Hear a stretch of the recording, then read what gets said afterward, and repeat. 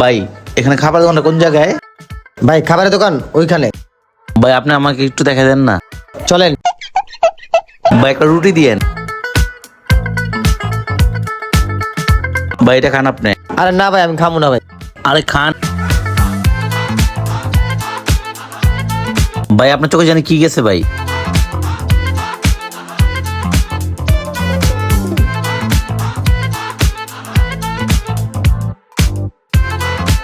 মামা তুই তো ভাইরাল হয়ে গেছিস গা।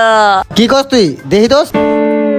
এই যে দেখ, রাস্তায় একটা অসহায় মানুষ দাঁড়িয়েছিল, হঠাৎ করে আমি ওখান থেকে গেছিলাম, দেখলাম মানুষটা বোবা, অনেকদিন ধরে না খাই রয়েছে, দেখে আমার অনেক মায়া হলো। আমার আবার অসহায় মানুষদের পাশে না থাকলে ভালো লাগে না, তাই তাকে নিয়ে আমি একটা খাবারের দোকানে চলে গেলাম। ওখান থেকে আমি একটা রুটি কিনলাম, রুটি কিনে তাকে নিয়ে আমি এক জায়গায় বসে তাকে আমি রুটিটা দিলাম। রুটিটা নিতে সে আসলে লজ্জা পাচ্ছিল।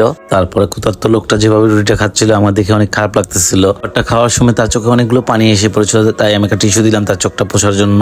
অসহায় মানুষদের দেখলে, তাদের পাশে না থাকলে আমার আবার সহ্য হয় না, আর আমি সবসময় ভালো কিছু করার চেষ্টা করি, তাই লোকটা থেকে বিদায় নিই।